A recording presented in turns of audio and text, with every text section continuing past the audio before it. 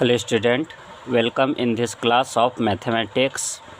Student, आज की इस क्लास में हम बीटा और गामा फलनों पर डिपेंड कुछ महत्वपूर्ण प्रश्नों को हल कर रहे हैं।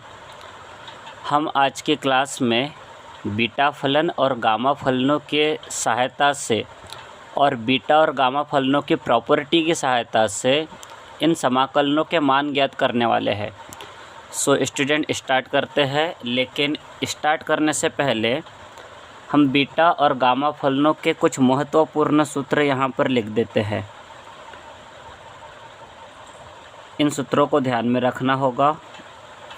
अपना पहला सूत्र है beta m n equals to integration 0 to infinite y to the power m-1 upon 1 + y whole to the power m+n dy।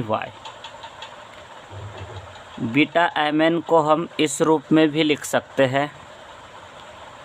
इसके पहले वाली क्लास में जब हम बीटा फलन पढ़ रहे थे, उस क्लास में हमने ये प्रूव कर दिखाया है कि बीटा एम एन का इस रूप में भी मान प्राप्त किया जा सकता है।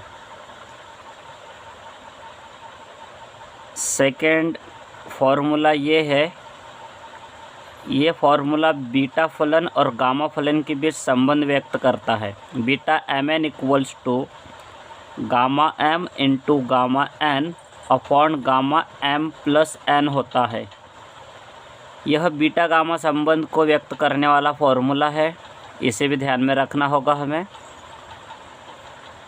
इसके बाद हमें ये भी ध्यान में रखना होगा कि gamma n into gamma 1 - n equals to pi upon sine n pi होता है। ये तीन फार्मूलाज जिनका इन प्रश्नों को हल करने में यूज होने वाला है, इन तीन फार्मूला को हमें ध्यान में रखना होगा। सो स्टार्ट करते हैं। फर्स्ट क्वेश्चन सॉल्व कर रहे हैं और फर्स्ट क्वेश्चन को सॉल्व करने के लिए यहाँ पर हम सब्स्टिट्यूशन करते हैं। माना x to the power 4 equals to y।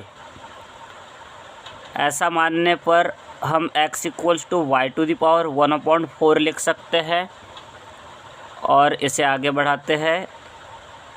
यहाँ अवकलन कर देते हैं, हम दोनों पक्षों का अवकलन कर रहे हैं। अवकलन करने पर x का अवकलन dx, y to the power 1/4 का अवकलन 1/4 y to the power 1/4 - 1 dy।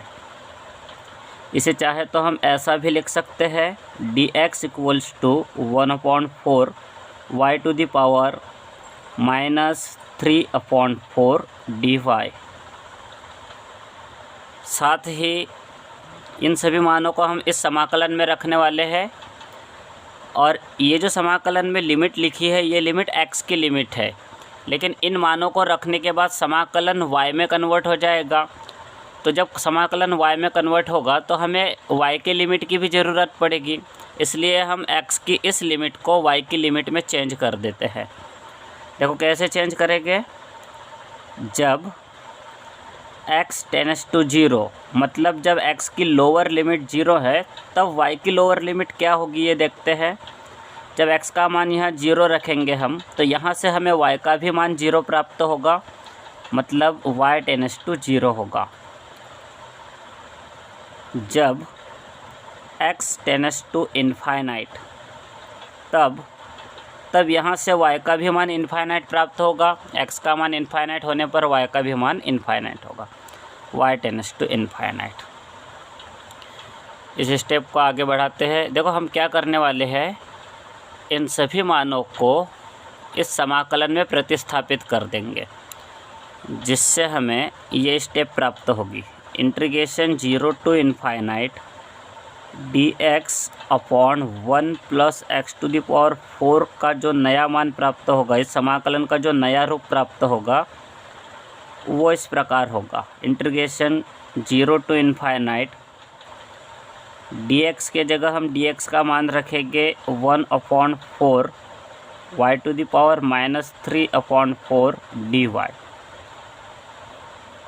और हर में ये 1 प्लस x⁴ को हम y लिखेंगे, क्योंकि x⁴ इक्वल्स टू y माना है हमने। इससे हमें ये स्टेप प्राप्त होगी। अब इस समाकलन को आगे बढ़ाते हैं। ये 1/4 हमने बाहर ले लिया इंटीग्रेशन के, क्योंकि ये कांस्टेंट वैल्यू है।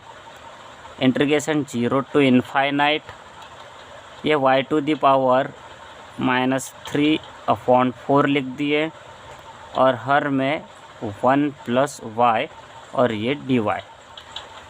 इसके बाद आगे बढ़ते हैं। देखो क्या करेंगे, ये 1/4 एज इट इज लिख देते हैं। इंटीग्रेशन 0 टू इनफाइनाइट, ये y⁻³ -3/4 को हम y⁻1/4 -1 लिखते हैं। 1/4 -1 3/4 होगा, -3/4। फिर हर में 1 प्लस y की जो पावर है वो 1 है। ये 1 प्लस y की घात 1 मान सकते हैं हम। तो 1 प्लस y की घात जो 1 है, इस घात 1 को हम इस प्रकार लिख रहे हैं 1/4 प्लस 3/4। 1/4 प्लस 3/4 4/4 होगा। 4/4 मतलब 1, मतलब ये 1 प्लस y की घात 1 होगा, साथ में ये dy। अच्छा देखो, हमने जो फॉर्मूला लिखा था beta mn equals to integration 0 to infinite y⁻m-1/1 plus y⁻m+n। इस फॉर्मूला में ये जो इंटीग्रेशन है, इस इंटीग्रेशन को अगर हम इस इंटीग्रेशन से कंपेयर करेंगे तो हम पाएंगे कि यहाँ m के जगह पे 1/4 है और n के जगह पे 3/4 है। ये जो इंटीग्रेशन है ये अनंत समाकलन बीटा mn को व्यक्त करता है। इस समाकलन में m के जगह 1/4, n के जगह 3/4 है। इसका मतलब यह अनंत समाकलन बीटा 1/4 3/4 को व्यक्त करेगा। तो हमने यहाँ इस समाकलन के जगह बीटा 1/4 3/4 लिख दिया इस सूत्र का प्रयोग करते हुए, और ये 1/4 जैसे का वैसा। अब स्टेप को आगे बढ़ाते हैं। अभी हमने ये फॉर्मूला भी लिखा था। इस फॉर्मूला के according beta mn equals to होता है gamma m gamma n upon gamma m plus n। यह फॉर्मूला बीटा गामा संबंध को व्यक्त करता है। इस फॉर्मूला का यूज करेंगे यहाँ पर हम।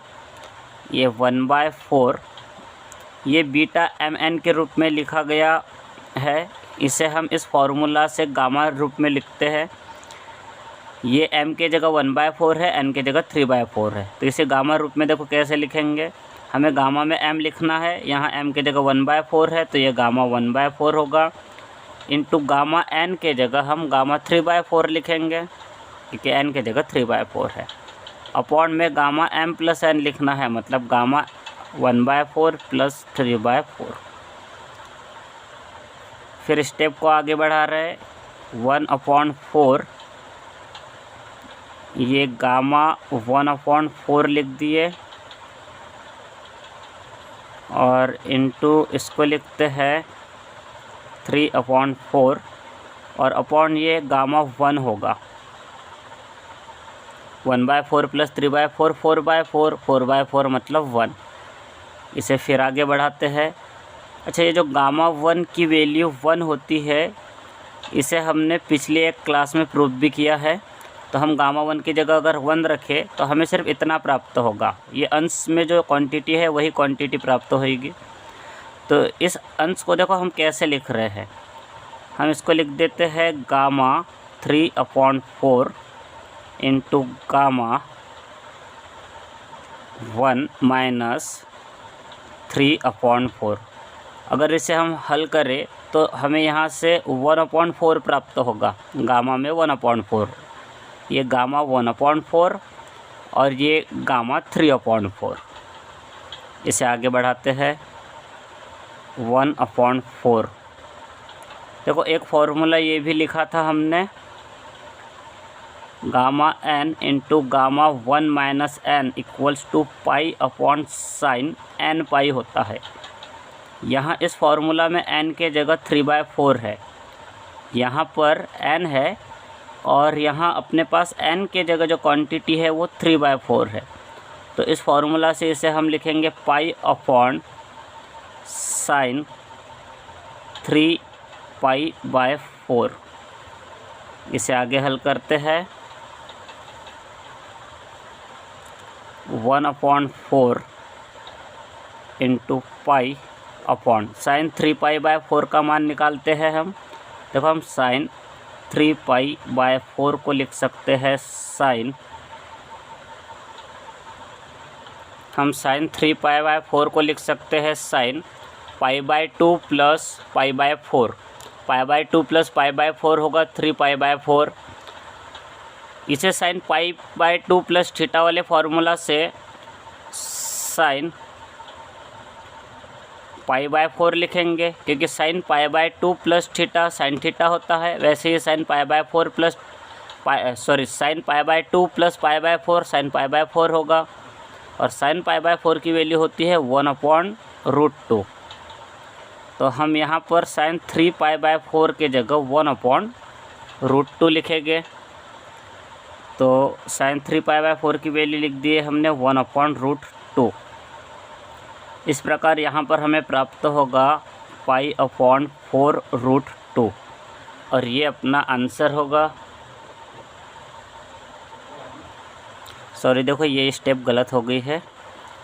यहाँ ये पाई होगा, ये 1/√2 का रेसिप्रोकल √2 होगा, और अपॉन में ये 4, मतलब π√2/4 ये अपना आंसर होगा।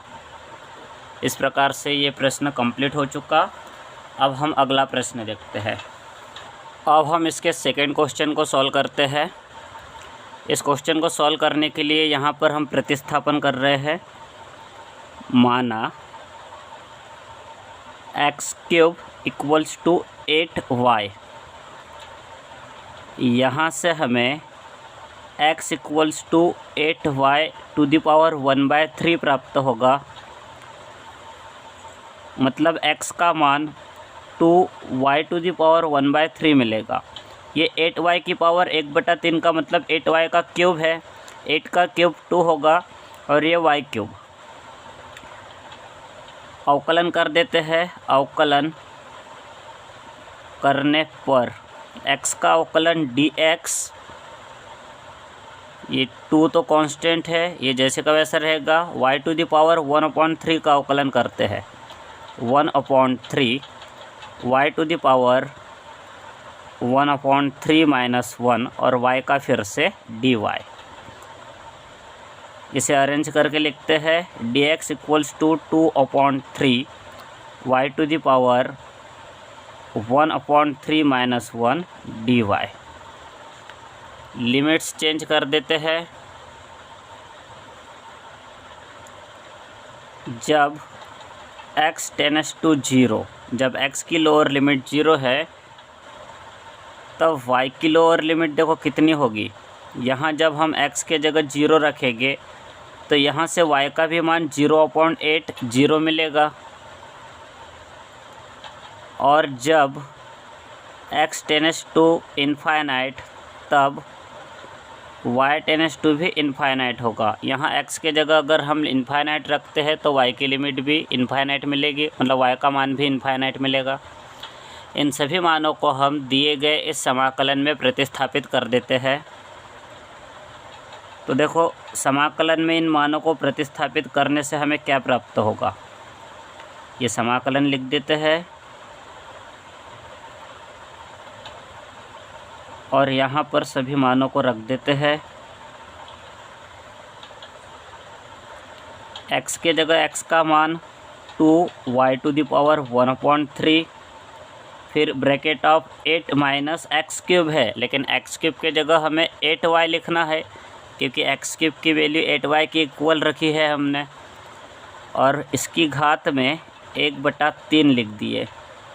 dx के जगह dx का मान लिखते हैं। देखो dx का मान कितना है, 2/3 y⁴ 1/3 - 1 dy। अब इस स्टेप को आगे बढ़ाते हैं। ये कांस्टेंट वैल्यू को हम इंटीग्रेशन से बाहर ले रहे हैं। ये 2 × 2 4 और अपॉन में ये 3 ले लिए। फिर इंटीग्रेशन में देखो क्या रहेगा, ये y की घातों को जोड़ देते हैं। आधार समान हो तो घातों का योग होता है गुना करते समय। जब हम इन y की घातों का योग करेंगे तो 1/3 + 1/3 2/3 प्राप्त होगा और -1। साथ ही इस ब्रैकेट से हम 8 कॉमन ले रहे हैं, तो ये जो 8 है यह 1/3 घात के रूप में बाहर आएगा और यहाँ इस ब्रैकेट में 1 - y बचेगा, इसकी घात 1/3 dy। देखो हमने क्या किया, फिर से एक बार समझ लेते हैं इस प्रोसेस को। 2 × 2 4 इंटीग्रेशन से बाहर लिए, अपॉन में 3 भी लिख दिए बाहर। y की जो घातें हैं उनको जोड़ दिया, क्योंकि आधार समान हो तो घातों का योग होता है गुना करते समय। इन दोनों का गुना किया हमने, गुना करते समय घातों का योग कर दिया। 1/3 + 1/3 2/3 और यह -1। साथ में इस ब्रैकेट से 8 कॉमन लिया। जो कॉमन वाला 8 है वो 1/3 घात के रूप में बाहर लिया हमने। फिर यहाँ इस ब्रैकेट में 1 - y बचा और उसकी घात 1/3, साथ में ये dy। अब इस स्टेप को आगे बढ़ाते हैं। ये 4/3 और ये 8 का क्यूब जो है, 8 का क्यूब मतलब 2, इस 2 को भी बाहर ले लेते हैं। ये 8 क्यूब है, 8 का क्यूब 2, इस 2 को बाहर ले लिए। फिर इस ब्रैकेट में देखो इंटीग्रेशन में देखो क्या बचेगा, ये y² 2/3 - 1 × 1 - y⁴ dy रहेगा। इसके बाद हम आगे बढ़ते हैं। ये 4 × 2 8/3 इंटीग्रेशन 0 to ∞ y² 2/3 - 1 × 1 - y⁴ ये 1/3 है, इसको हम 4/3 - 1 लिख रहे हैं। 4/3 - 1 1/3, साथ में dy। अच्छा देखो ये सूत्र यहाँ पर हमें समझना होगा। बीटा फलन की परिभाषा है ये, बीटा फलन की परिभाषा समझना होगा। बीटा फलन की परिभाषा के अनुसार बीटा mn = होता है integration 0 to ∞ y⁴m - 1 × 1 - y⁴n - 1 dy। ये बीटा फलन की परिभाषा है। अगर बीटा फलन की परिभाषा के इस अनंत समाकलन को हम इस समाकलन से कंपेयर करेंगे तो हम पाएंगे कि यहाँ इस अनंत समाकलन में जहाँ m है वहाँ इस समाकलन में m के जगह 2/3 है और n के जगह पे 4/3 है। बीटा फलन की परिभाषा के अनुसार यह समाकलन बीटा mn का मान होता है, तो फिर यह समाकलन बीटा 2/3 4/3 का मान होगा। यहाँ पर इस समाकलन में m के जगह 2/3 n के जगह 4/3 है, इसलिए यह समाकलन बीटा 2/3 4/3 का मान होगा बीटा फलन की परिभाषा से।